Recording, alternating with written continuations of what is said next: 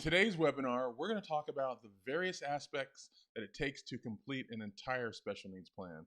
Not only are we going to cover the financial aspects, which we talk about pretty regularly here, we're also going to talk about social engagement. We're going to talk about employment opportunities. We're going to talk about long-term housing solutions and ideas. We're going to talk about all the things that you need to be thinking about as a parent to put together a plan that works for your child after you're gone. And with that, we're going to move to Mr. Platt, who's going to walk us through some ideas. Hello, everybody. This is Keith and my friend Ryan Platt. Why don't you introduce yourself there, Ryan? Hey, everybody. How are you? It's Ryan Platt. Been enjoying these webinars for, I don't know, Keith, 7 or 8 years we've been doing these. So hopefully everybody else is enjoying them. We are trying a new system today. Keith's got it all worked out. He's looking good too. Like that, clean. Man, he looks good. So again, my name is Ryan Platt. I've been serving families in a planner capacity since 2005. Founded a company called the Special Needs Plan, where again, we help families create, implement, and manage a multi-generational plan. And Keith and I have started these programs and how to secure the future to make sure we can continue to educate folks and also to have you take some action. So we are looking forward to this topic today. This is a topic that actually Keith mentioned to me. He's like, hey, why don't we do this to kind of think about adult life and just ideas for you guys to consider and think through as you're thinking about that planning for your child going forward.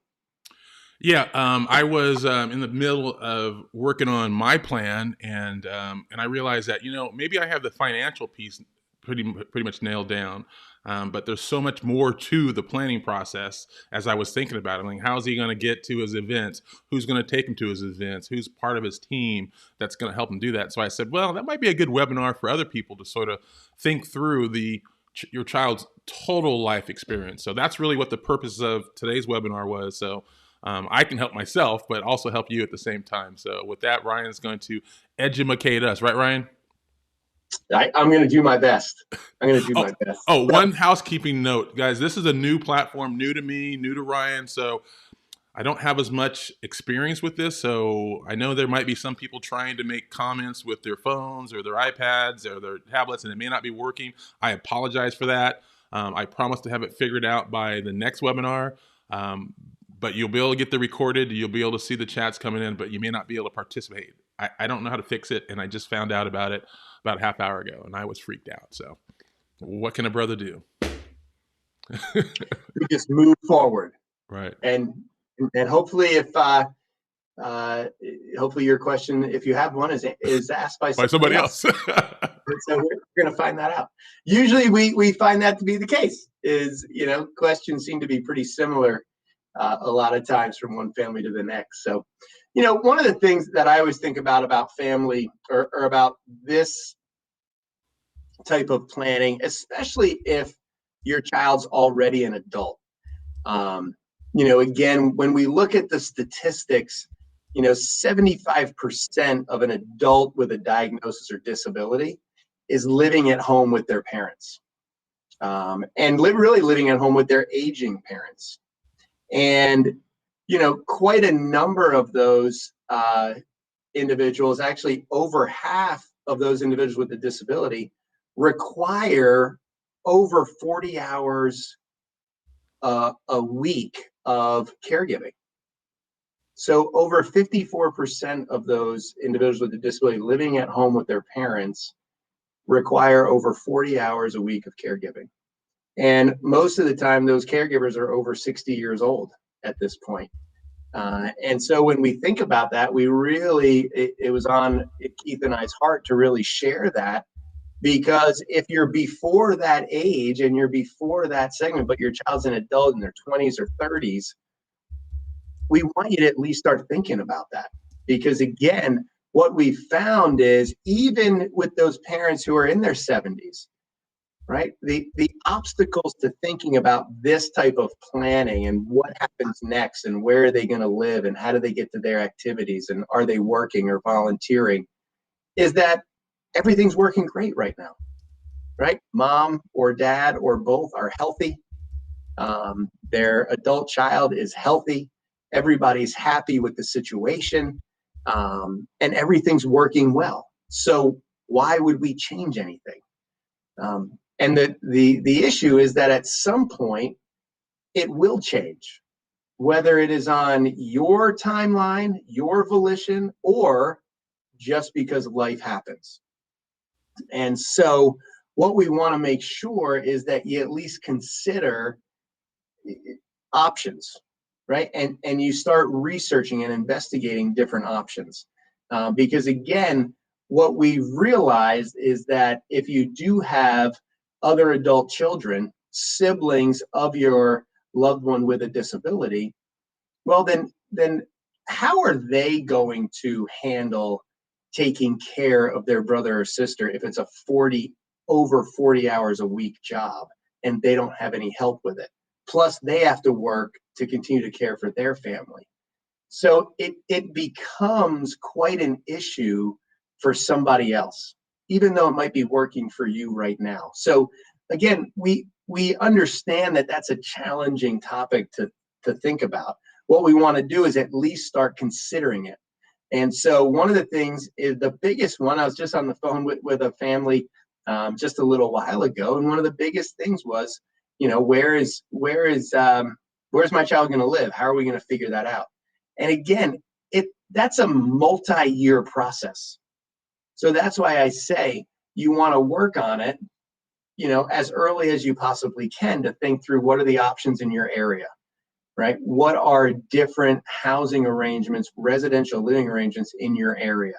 And every state and every locales might be a little bit different, but there are so many now different options in terms of flexibility.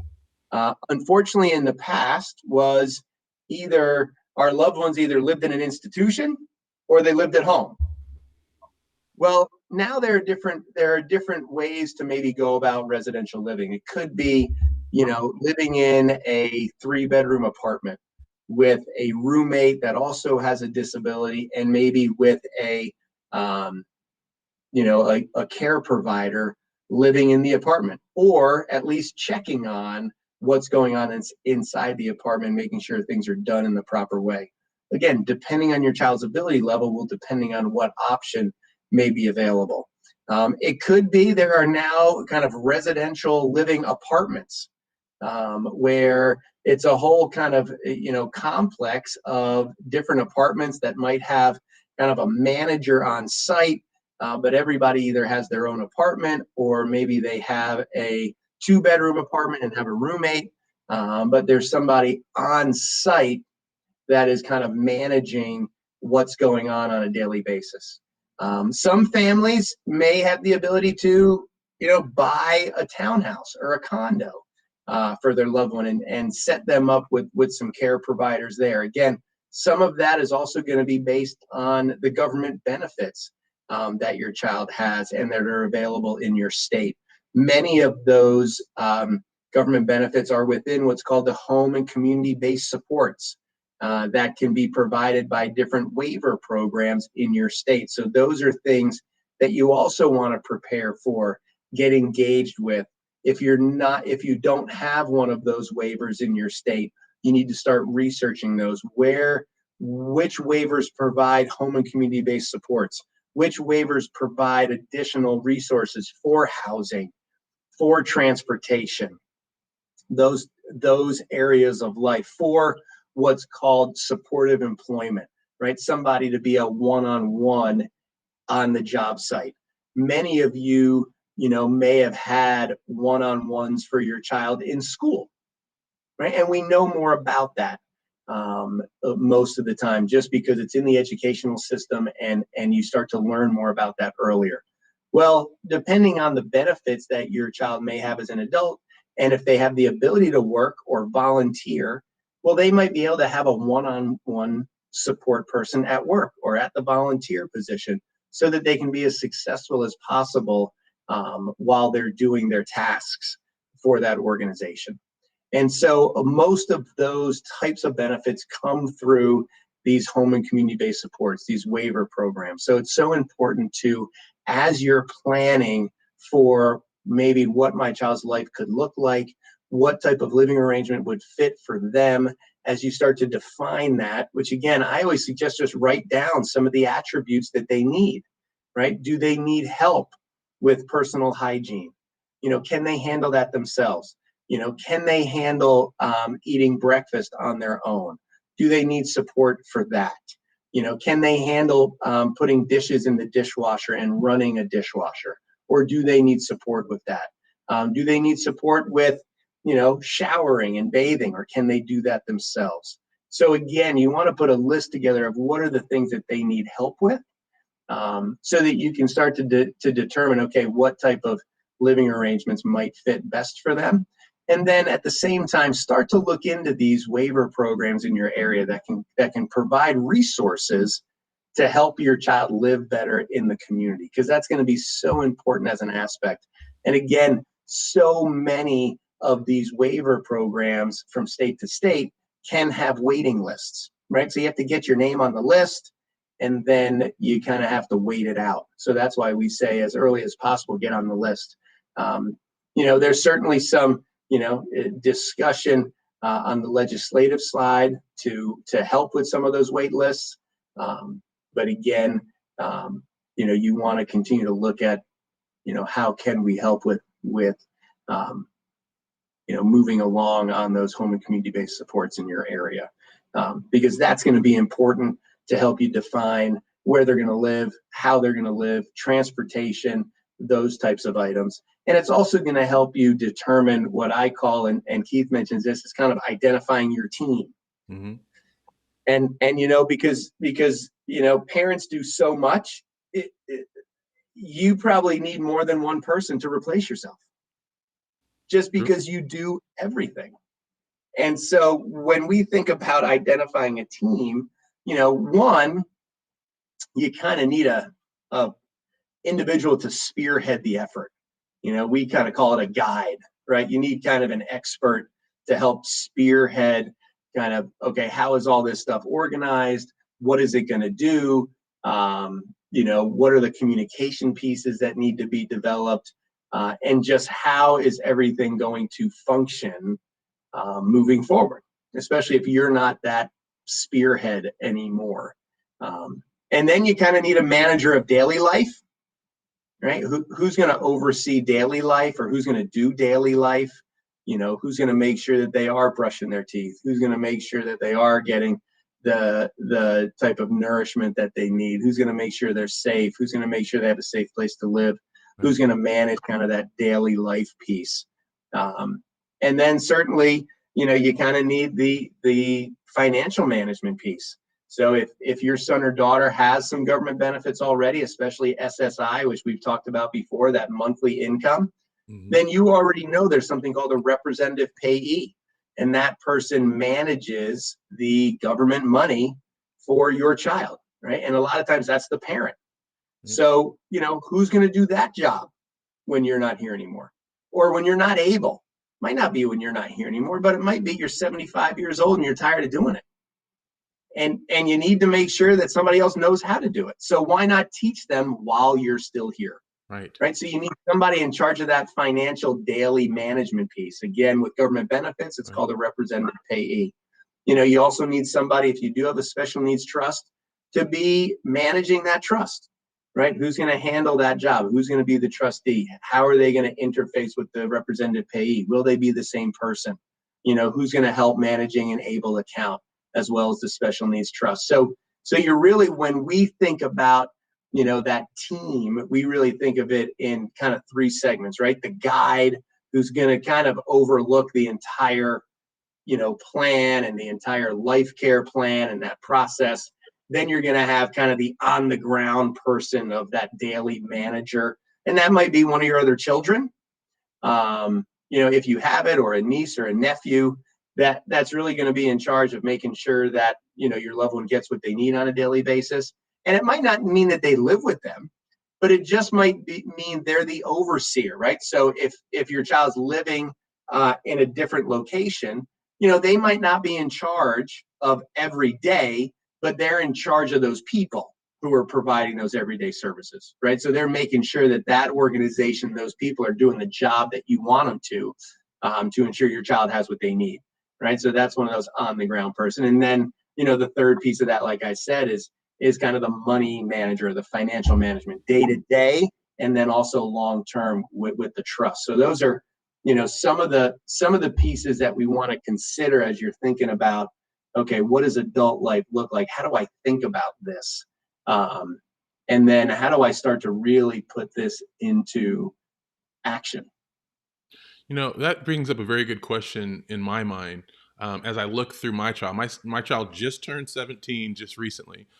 So we're getting into that end of high school phase. And if I'm being honest, when he was young in kindergarten and K through 6, we were super involved with other parents and other activities, IEPs. But as your child gets older, you become less involved in that because you have it pretty much nailed down. The services are in place. You're happy with the progress or you're not, and you either given up or whatever the case may be. But as the child gets older, I imagine there's even more seclusion with that, right? Because what I'm finding is it is so hard to maintain a good caregiver, and meaning that they come and they go. They're here one week. I had someone who was here one day last week, and I haven't heard from her again. So is she gone? I don't know.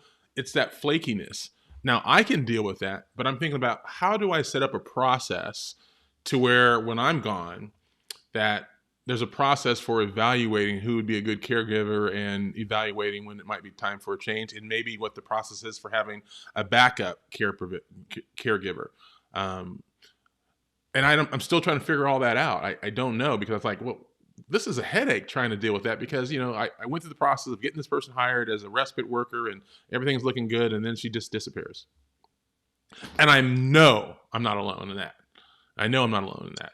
So part of what I wanted to do is have people start thinking through some of those little nuances of special needs planning that are outside of the financial planning aspect, but part of the overall comprehensive plan of Keith's gone. How does it all work? Who takes him to golf? How does he get to golf? So one of the things I've been doing, and I'll be honest with you, I'm Mr. Open Book. My ex-wife, who some of you guys met at a previous webinar, is somewhat resistant to the idea of my son learning how to navigate public transportation. Not like get on a bus, you're on your own, but more like a private shuttle comes, picks him up, takes him to a location. I think that would be a great way, because they come door to door, they knock on your door, they bring him to the thing. But she's like panicked because what if he forgets to get off on the right bus stop and all that kind of stuff. I'm like, we've got to give him some independence in some way. So since I'm in a 2 household families, it's sort of hard to do. So these are the kind of things I'm sort of trying to navigate, Ryan. And I'm sure I'm not alone out there about how you do those kinds of things. I'm like, how do you plan for when I'm not here? All right. Yeah. So one, depending on where you live, there may be a public transportation system that you just described, Keith. That is a shuttle that you actually call and schedule to go from place A to place B. Right. And the driver, and it's usually part of the public transportation system, depending on, like I said, where you live. And the driver knows, right, where your son is going, right? So he knows your house, right? He comes and picks him up, and then he knows that he's going to this organization to volunteer, right? And so he knows that he's going there, and he just goes from one place to one place and gets off. And then they might also know the schedule for the day that, he does that. He gets there at 10 o'clock in the morning and needs to be picked up around 3 o'clock to go home. And then the shuttle basically comes back at around 3 o'clock. Sometimes they're not exactly on time, so you have to wait. And then brings, your child back home. So there is no, multiple stops, riding the bus, figuring that piece out. Right, it's this kind of point-to-point type of system, and so depending on where you live, that may be an option. And so you would look at that, you would look for that, in public transportation in your area. Mm-hmm. So that's where you would find that. You can certainly do a Google search on that to see if they have that type of transportation for individuals with special needs, because it's specifically for that, or the elderly that may not be able to drive. Another idea on public transportation, which is this is actually from Margaret on our team that we've had on one of these webinars exactly about this topic. Is she taught her son how to ride the bus by riding it with him first, right? Public transportation with the bus, figuring out, okay, where do you put the bus ticket? Where do you put the money? And then she did that with him and learned how to get off and on with him. And then she made him do it himself, but she drove behind the bus so that she would watch to see if he got off at the right spot that she told him to. And if he didn't, she would keep following the bus until she figured out that it would stop long enough she could get out and knock on the door for the bus driver to let him out. Right. And she had to do that a bunch because it took him a long time to learn. It took him about a year to figure out how to do that. Right. But now he's able to manage it for what he needs to do with it. Right. And so as she always says, it takes longer. Right. For her to do that, and a lot of effort, to do that as well. Some of the other pieces that you mentioned, Keith, how do I find these, support people and these care providers, and how do I keep them? You're right. Unfortunately, I don't have a steadfast, guaranteed solution for that. That is a problem all over the country. Again, that goes to some of the, unfortunately, some of the hourly wages that these folks earn. Right. I mean, they're getting paid in different parts of the country anywhere from kind of $10 to $17 an hour. And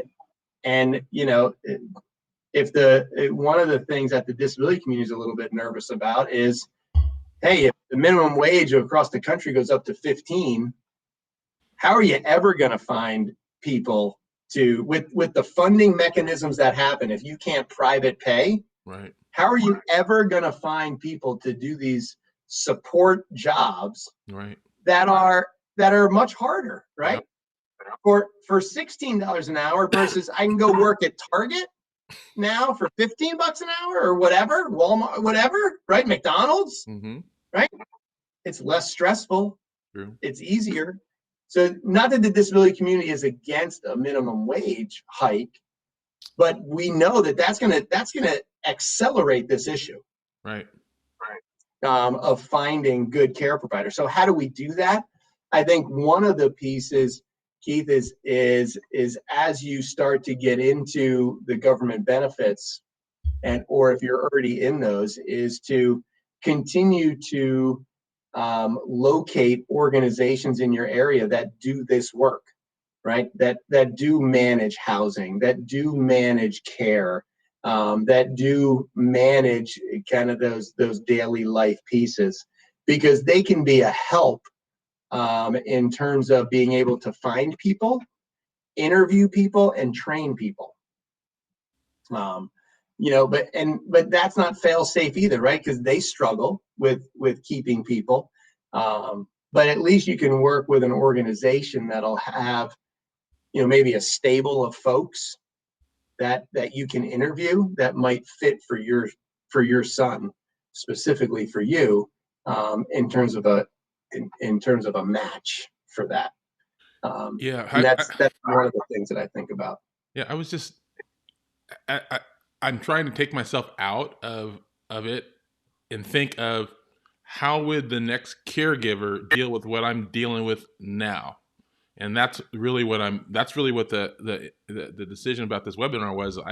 One day we're all going to be gone, and we do a lot for our child, and we do a lot that we don't even think about because it just comes natural. I just realized the other day that I still cut my son's meat. He's 17 years old. That's something that I need to work on so that he can do it independently. And he gets a piece of steak and he's sitting there waiting for me to cut it. And that's not something I would have put in my letter of intent because I didn't think about it. But it's one of those things I need to address. And I'm encouraging all of you guys to do the same thing. Is think through all the things that you do intuitively for your child and say, okay, absent you, who's going to do it or who's going to know that? Whether it goes in your letter of intent or it goes in your part of your planning or whatever it does, it's something that needs to be addressed because my son has limited language. So he's not going to be able to articulate that. He's just going to sit there in front of a big piece of steak and look at it until you go, oh, okay, he's waiting for me to cut it. Just weird things like that. Yeah, and then it kind of goes to the point of, what are those things? I think the first thing is always making a list of what are those, just like you did it, or just like you're finding as you're thinking about different things, is making that list of all those little things that you guys do, for him. And just like you've said in prior webinars, Keith, on similar topics, is ask your other kids. Oh God, they'll tell you the truth. Well, and you brought that to my attention, Keith, and you told me, and again, because siblings have a different relationship, mm-hmm. they're gonna probably push them out more than you would. They would. Just they will.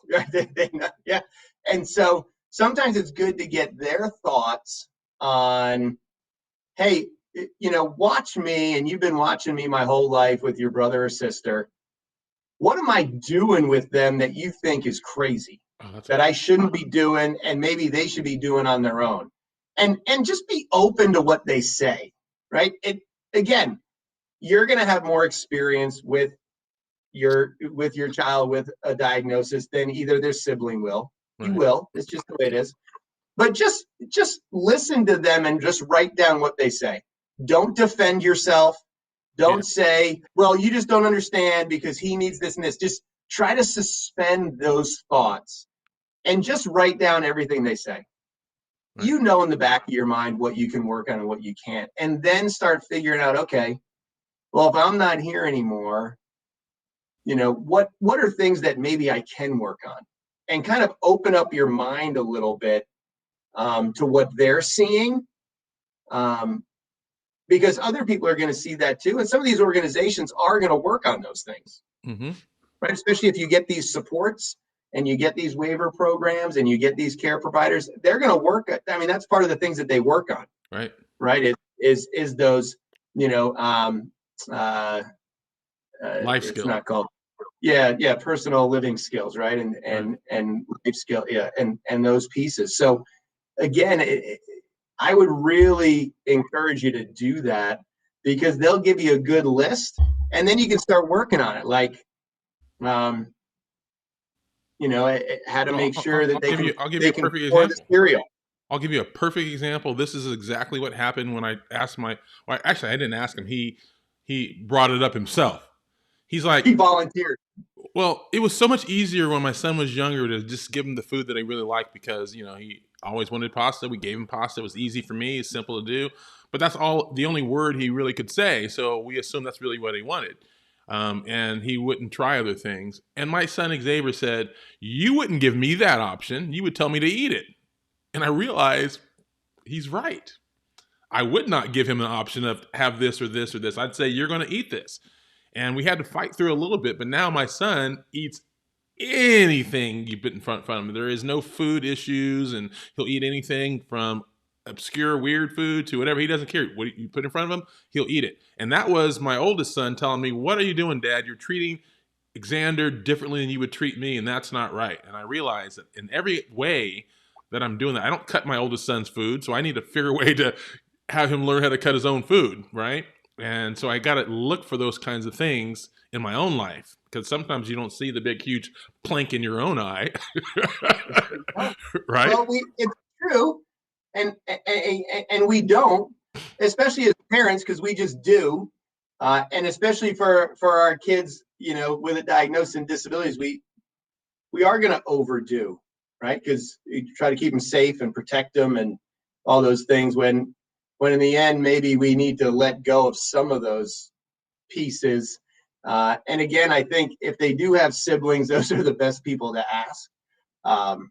because usually they'll share. Because one of the things that again, when we think about identifying the team, you know, a lot, if your child does have siblings, a lot of them are going to be, they're going to be on that team, right? They might be the manager of daily life. They might be the manager of the daily financial management, like the representative payee. And we want to give them the best shot to be successful. In the same time, we want to make sure your child with a disability can be successful. And so I think getting them involved in, hey, you know, share with me what skills do you think I need to work on with your brother or sister? What do you see that I do that you're not going to do? Right. Yeah. Right. And again, just let them guide you, because it is a family event. It should at be. some point, well, it should. Well, thank you for that, Keith. You're right. It should be, but that's the hardest part, everybody. That is the hardest part. Well, it just it makes me think, Brian, because, and I don't know anybody out there's personality, but you have to be open to hearing something that you could do better. Because if you cut off the dialogue from your other siblings, and like you're well, you don't know what they're talking about. I need to do this because I need to cut his steak because he might cut himself, and they just like, well, I ain't even gonna bother bringing any stuff up. You do not want that. One day you're gonna be gone, so you have to find a way to be willing to listen. I don't want to call it criticism, but constructive suggestions about how you could make your child's life more independent. Yeah, I think that's a great way to put it. And again, you're right. You definitely have to be open a little bit, and you don't want to, just like you mentioned, Keith, you don't want to be short with those people, because it could be a nephew or a niece that you guys are really close to. Doesn't have to be a sibling, right? It could be your niece. It could be that your child has a friend that they've been friends with since they were little kids. I don't know, right? And it could be them. And what I'm just trying to say is, you want to engage people that might be part of the team as early as possible, right? To get them involved in that independent conversation, which again, independent is different for every single individual. So, you know, independent is not the same. And I always use Keith as an example because he's right here, but the definition of independence for Xavier, who's his son in college, is a different definition of independence for Xander, but you can still use the same word, right? And you just want to, what I would say is, again, think about who's going to be part of your team, right? And who's already on the team, but you just really haven't defined it, but you kind of know who's on the team. They know that they're on the team, but they don't know what they need to know because you haven't told them yet, right? But they have ideas already, right? They have thoughts, and you just want to try to engage them in an open way so that, you know, everybody can work together to make sure that, you know, everybody's life is in the best and secure position as possible. Going forward. There was a question from Joan Bigelow here. I'm trying to find it because this is sort of I'm going to bring it up right here so everyone can see it. It sort of encapsulates what we're talking about. That somebody didn't do any plans, and all of a sudden she's now responsible for the caregiving. So she is dealing with exactly what we're trying to make as painless and seamless as possible for the next caregiver. So this is sort of what we're trying to, and that's why we're having these honest dialogues. Ryan and I don't have all the answers to everything. We're just helping you present some ideas so that you don't think that one day you're not going to die and all of a sudden you do, because we never know when it's going to happen. I never know when my oldest son's going to have to step up from being just a sibling who's in college to a sibling who's in college who's got to sort of also be paying attention to here, right? Because one of the things I did recently is I added him on to my son's special needs trust investment group so that he can place trades and that kind of stuff in my apps. And I said, I need to do that now so that if something happens to me like today, he doesn't have to try to figure out how to get himself added, or he's already there. So I'm just trying to think through all the various pieces of that and bring them on while I'm still here to help educate him. So I've been working with him on investments and after talking with Ryan, the types of investments that are best for those kinds of things, et cetera, because I don't know when the day I'm going to be gone is. And I don't want him I don't want him stuck. Yeah, and I think it comes down to what I love to call in the moment planning, Right. right? And so in that moment when you're not able to be the primary person in all these areas, Right. again, who's going to take over what area? That's the first thing to think about, and then go backwards into getting them engaged and getting their feedback and thoughts. Right. And again, you don't have to do anything with it, but at least you're going to know where they are, and maybe what they would work on. If something happened to you tomorrow, you're going to have a good idea of what those people are going to work on with your child, Right. because they're going to tell you. Because if they think you need to work on that, guess what they're going to start working on. Right. I mean, it's just True. But it's good to know, because then you know the trajectory of your child's life. If you're not there anymore, you know what that team's going to do, and you can talk through it and guide it. I think while you're that still way, here. which again, it's much easier to say than to do. All right, we're going to take some questions here. All right, guys, this is the nervous part of the webinar because I was having major problems with bringing on the comments so that you guys can see it here. So I'm going to bring up a couple. Wish us luck. So Ryan, we're going to bring up some questions. I'll have Ryan go ahead and answer them. So just 1 second, everybody.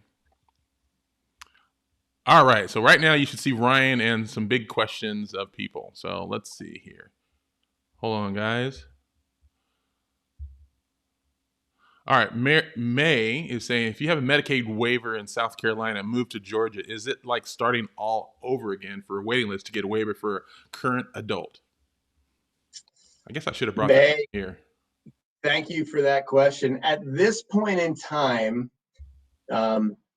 all waiver programs are state-based. So they are not federally based. So that means that if you're on a waiver in South Carolina and you move to Georgia, that waiver does not move with you.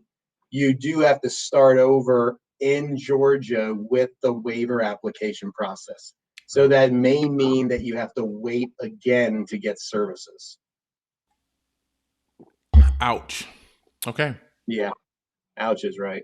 Mary Ann Smith says, when we lived in California, the state provided mobile, but I think she changed that to mobility training, and did just that, just what your associate did. They would come back and retrain for new jobs and activities. So that sounds like a very positive thing out here in California. So that's good. Yeah, and again, that's part of those home and community-based supports, which are so important. Again, most of them come through some sort of waiver. Again, every state has different waivers, so you just have to look in your state and what the process is to, try to get those. Okay. Joan Bigelow saying, my stepson. Oh, all right, where I asked that one. Let me get rid of that. Wonder about having, I guess she's making the comment, not a question, having several caregivers. That's sort of how I do things. Here's Joan's question. I'll bring it up. Having several caregivers. The only problem I had with that, Joan, was the hours allotted, meaning that if I only have, like, say, 90 hours a quarter in California for respite, if I'm splitting up my hours, the person's more likely to leave because they're not making enough money on. So that's the downside of splitting the hours. It's good for us to have backups, but from their perspective, like, well, I'm only getting 2 hours a week from these people. These guys are going to offer me 6. You're out of there. So you might lose a good. So you have to sort of navigate that. What I found helpful for me, I'm going to bring myself. No, I'm not going to touch that. What I found helpful for myself is try to find some family, friends, good friends of family who can be caregivers, who are just looking for supplemental income. Meaning, like, I have a good family friend who loves my son and 1 to 2 hours. So she's cool getting the, 2 to 4 hours a week, and she's a primary or a backup, whatever it is. So that's how I sort of worked around it. But that's my concern, is that if you split the hours up too much, they don't have enough money to make, and they sort of bail from that. All right. So Michael D. Amico says, if I butchered that, Michael, I apologize. Social Security and SSI Medicare are federal, so the same in every state. Medicaid is funded in my part, but is run by the state. So Medicare is different in each state. Is that Medicaid is different in each state, Ryan, or is it the same? Well, that's correct, in the fact of, Medicaid waiver programs are optional, and so they are different in every state. Medicaid from a healthcare perspective, meaning like the health insurance Medicaid, is federal, so that goes from state to state. For example, May's question before about having the waiver and moving from South Carolina to Georgia. Yes, that waiver part of Medicaid would have to be you have to reapply for. But her loved one with a disability moving from South Carolina to Georgia would still have Medicaid, right, for health insurance, for health care, for those things, but would have to start on the Medicaid waiver again. So two different types of pieces for Medicaid. Okay. And so are most of these government benefits paid for through Medicaid, Ryan? Most of them, yes. So help me understand. So there's a base level of funding that states will give to that someone will receive from Medicaid. But when they talk about expanded Medicaid, is that like additional services, or is that something different that if you didn't expand Medicaid in X, Y, and Z state, you don't get those benefits, or you just get less of the same benefits? Does that make sense? Yeah. So the expansion of Medicaid was really based on the level of income from the federal poverty level, Mm-hmm. where if you were in an income range, then you qualified to be on Medicaid. And Medicaid expansion was widening that income range higher, Mm-hmm. so that more people would be able to get Medicaid. So not necessarily that if you were on Medicaid, your services were going to improve. That's not it. It was just going to catch more people in Medicaid to offer it to them. Okay. All right. I'm not sure if we're getting less questions today because people can't log in or not. But if they don't, so Ryan, let's talk about some housing solutions. I know we talked about that briefly. Can you give me like the various types that you have? Apartment, you have private pay. So what are options available for people? My solution. My mom's gonna donate her house that's paid off for Xander to have some place to live permanently. So we sort of have that taken care of.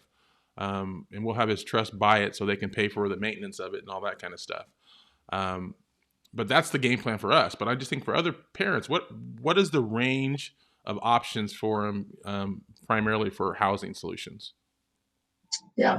And so again, that and your housing solution, we have other families doing a similar thing. The question is then, who's going to come in and provide that care, right, or that oversight, right? And so again, so many solutions are going towards this kind of private, I don't know if private's the right word, but kind of a housing situation that any of us would be in, right? Buying a house, having a townhouse, condo, renting an apartment, but then having these care providers run the day-to-day oversight of that apartment in terms of care, right?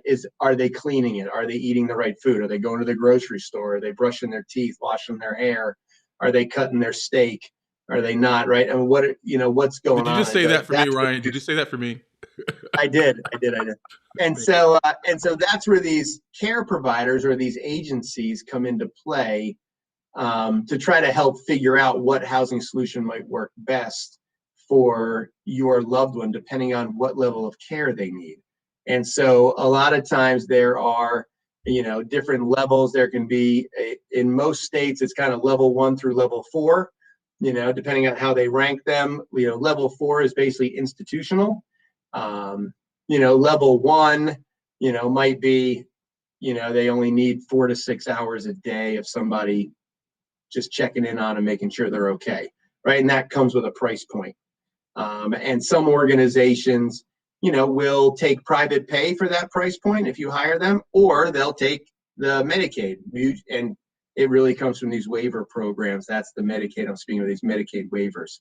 And then there's kind of level 2 where, they need kind of somebody there with them, kind of on a 24-hour basis. But it can be a rotating person, right? A rotating care person.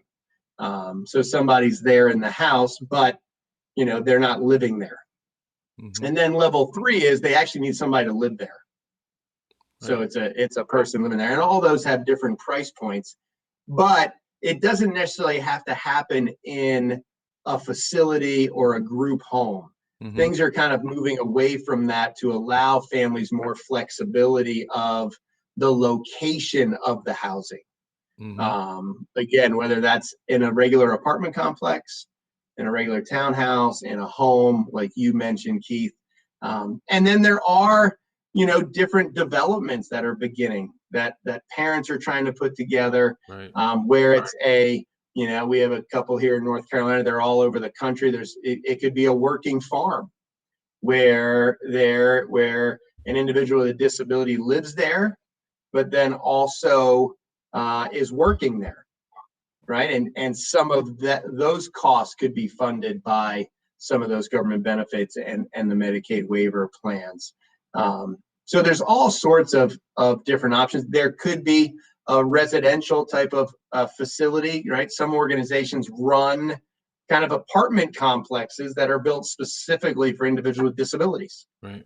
And instead of living in an apartment complex that has, every type of ability level existing, they have these, kind of apartment complexes, almost like, I almost liken it to, kind of like a residence hall of a college, right? You have a, residential mm-hmm. manager and RA or whatever to make sure everybody's okay, but everybody has their separate apartment. Mm-hmm. And so there are, those types of housing arrangements all over the country as well. It just really depends, in your area, there will be companies that really do housing and really talk through those options in your area. And so that would be part of what I would, if you're in the beginning of this search, is search in your area on, in a search engine that says, hey, housing options for individuals with disabilities in, Sacramento, California. Right. That's a good point because as you said, either here today or just in our normal conversations, most kids with disabilities live with their parents until their parents are gone or no longer able to do it. So they might be in their 50s, 60s, or even later than that, living at home with mom or dad or both until mom or dad or both are no longer able to do it. So all of a sudden, now it's there. Now, so if you think about that, but also since you're the planner and I'm a planner, but I'm not a special needs planner. I'm just a planner in general. But what happens? I know this is a rhetorical question. What happens and how do you plan for government benefits go away? Because we're short of money and we might be focusing on this, but part of your plan as a parent must be looking at the contingencies. It has to be. You cannot say, well, it's as it is today, because remember, when whoever's dealing with it is dealing with it, you're gone. So they might say, this is too much work. I'm bailing from this whole thing. And all of a sudden, your child is going to be living in a state-sponsored facility because somebody else has taken it. I'm just being real. So part of our planning needs to be considering this is as things are now. How does that change if this goes away or this gets altered or whatever? I'm not trying to be pessimistic, but I'm saying our planning needs to be thorough and comprehensive. It cannot just be, here's our laser focus for today. This is benefits for today. I'm not going to worry about what if benefits get better. That's great, but that's usually not the case, right? It's usually the other way around. So what do you advise people about that, Ryan? Yeah, I mean, I think one thing to look at is as you're thinking about your planning and you're deciding from a financial projection, kind of from a financial projection perspective, is to, consider what your child's needs would be with government benefit support, right? What are those costs? How is that going to work? What would they provide and sponsor, versus, okay, if we didn't have any of these waiver programs and we just continue to get SSI and Social Security, but we had to pay for, caregiving out of their SSI money, which I know wouldn't cover it. But we didn't have these waiver programs, and we still want them to live in an apartment or something like that with some care that whatever care level they are, and just projecting out those two situations, so that again, at least you have the information that you need to be able to make decisions from a financial perspective, right, and from a funding level of that special needs trust. Again, you might not be able to fund it all.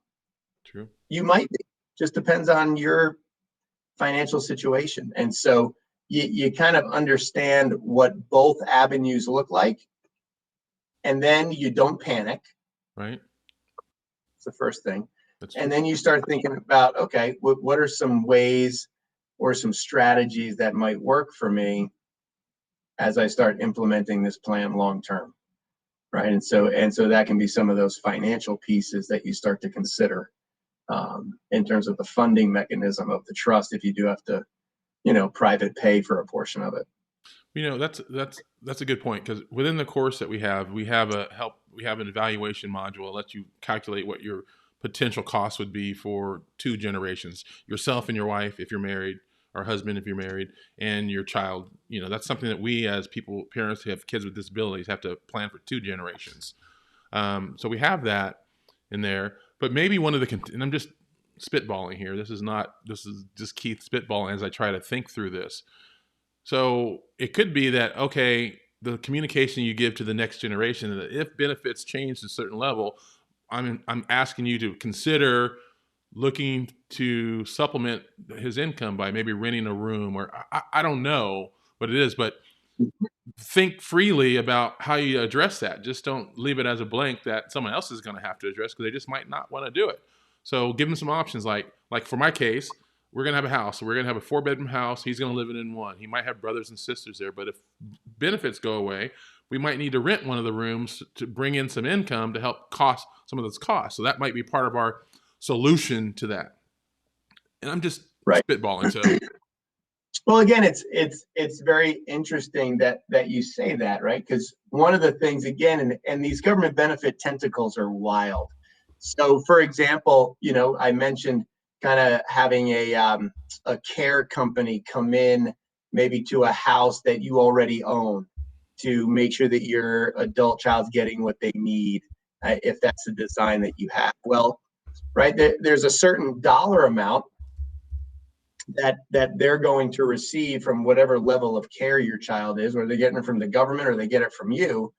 But if they're at a level where that company needs to have a room in the house, right? They need a bedroom in the house. Well, what that means is that company's then is going to pay rent to whoever owns the house. That's actually part of the plan, right? So they don't get a free room. They're getting paid to provide the care level that your child needs. But yet, if the Special Needs Trust owns this house and they need one of the rooms based upon the level of care your child needs, then they have to rent that room at market rate back from the trust. And so, again, there's all sorts of different ways to kind of think through this. It just depends on, what your family situation is. And just as you continue to think through this planning, what is going to make the most amount of sense? Because also, one thing we didn't talk about, Keith, and I know we only have a few minutes left, but there's also, and this is named differently in different states, so this makes it hard. But there's something what's called alternative family living, which means that your adult child might live with another family, and that family receives an income to basically take care of your child in their home. Now, What are some strategies there? Well, a strategy there could be if that program exists in your state, and they exist just about in every state, and maybe your other child, that's your plan, right? They're fine with their brother or sister moving in with them and their family, but they know they need to be compensated for that because maybe one of them has to leave their job to make sure they care for their brother or sister. Well, maybe the process is, okay, well, how do we look into applying and becoming an approved what's called alternative family living center, right? And so maybe one of that next team members that you've labeled out as one of your team would actually get approved for that and then get paid from the state to take care of their brother or sister in their home. And so again, there can be quite a number of options. It's just going to be, again, depending on, again, what your situation is and what your team is thinking about. That's why I love that as a first step, is to identify your team and then engage them. Right. And listen to them.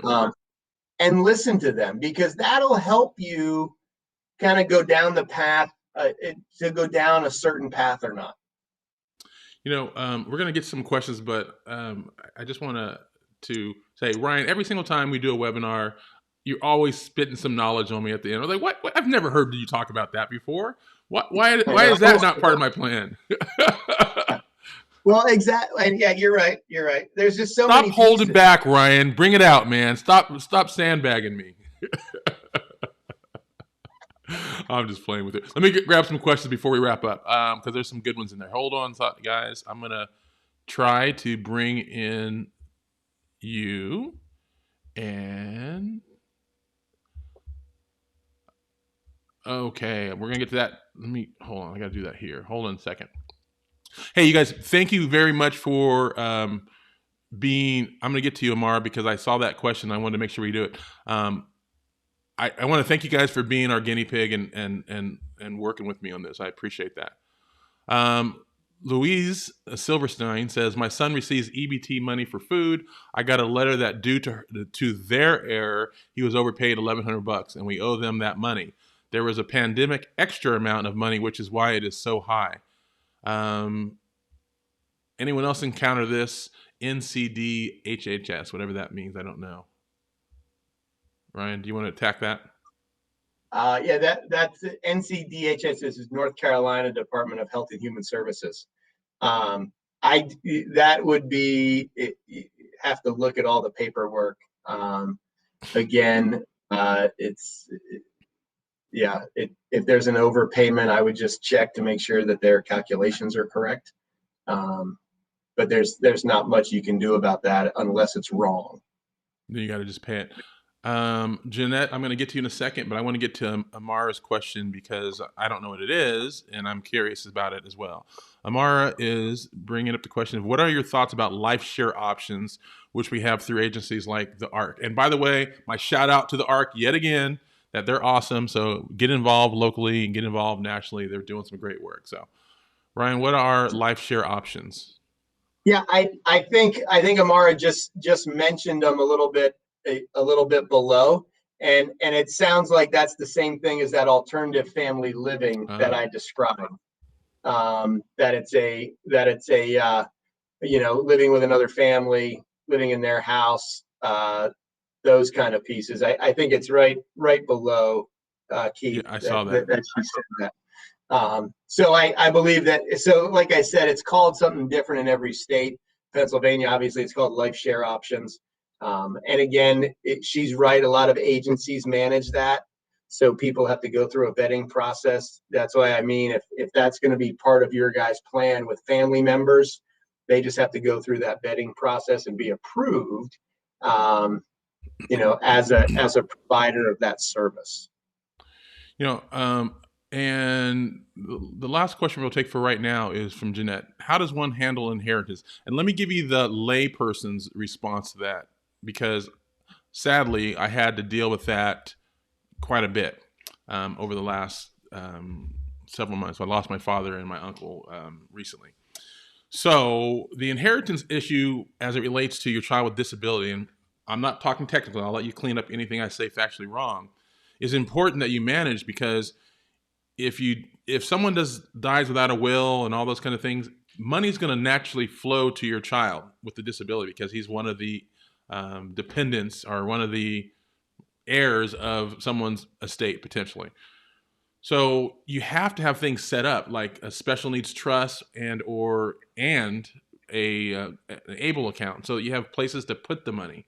Because all of a sudden someone dies and there's $100,000 coming your child's way, and if it's not brought into his or her account properly, you're going to have a problem, because all the government benefits that's paying for his housing, his medical, and all the supportive living, is all those things that you're counting on, all go away until you're destitute less than $2,000 again. So the planning is important. And the reason I bring it up for my own perspective is when my dad died, there was something that he did not include in his trust. And I was thinking, as an example, that if this would have been me as the layer above my son, if I would have not had things in trust, that money would have flowed necessarily to my son's personal benefit, and he would have lost all of his government benefits. So it was a wake-up call for me, is that you have to make sure that your finances and your beneficiaries and all the things that are line items that happen automatically upon your death go to the right place, meaning they go to the Xander Caldwell Special Needs Trust, not to Xander Caldwell. There's a difference. And that Enable account is already set up in his name, so that I can put up to, I think, 15,000 or whatever it is into the Enable account. That may not be good for inheritance, but it's a good place for like Christmas gifts and, you know, little asides.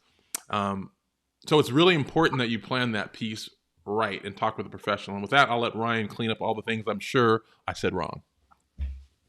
No, I think Keith actually said it all correctly. You want to make sure you have those pieces set up, and if it does happen to come into, like Keith said, Xander Caldwell personally, then there has to be some very quick movement in reference to setting up a different type of special needs trust than maybe you would set up otherwise. Like a first party trust? Yep, you got it right. A first party special needs trust, because it's at that point it's his or her money, and therefore it needs to be put in a different type of trust than you would leave money to. And so, but that has to happen fairly quickly. So you need to, if that's happening to you right now, Jeanette, then you need to find a special needs attorney who's qualified to start that process fairly quickly for you. All right, we're going to take a bonus question because I'm interested in the answer to that. So Marguerite Foley asked, what about having a separate apartment on the premises of your home? Does that make sense? And are there any restrictions regarding that? No, there aren't really any restrictions regarding that at all. You can certainly do that. We have several families that do that. And then, their child with a disability pays rent, to them for that apartment. Just the thing we have to be cognizant of that is, to me, that's step one in terms of this housing independence conversation. And the reason for that is what happens when the parent dies and that house is sold and goes in three different directions to three different kids? Then they lost their housing again. Right. So it's to me, that's not necessarily a long-term solution unless you're going to have a family member come live in that house when you're gone and continue to let your child with a disability live in that apartment. Okay. All right, everybody. Thank you for joining us today. We do appreciate that. We will work out any bugs that we had this time, and we'll come back better prepared, or I'll come back better prepared next time to work through all those kinds of things. But we do appreciate you guys joining us today. Any final words of wisdom, Mr. Platt? I think again, I just say, if you can identify your team and then engage them with, questions, depending on how old they are, in reference to, hey, what do you see that maybe, your brother or sister or cousin could improve on? And be open with me. That's my homework. I'm gonna open myself up to that so that I can find out all the pieces that I need to work on that I might be sort of blind to. Just that I do intuitively, and I could have him learn how to do himself. So, thank you for that, Ryan, and everybody. Thank you again. We'll see you at the next webinar.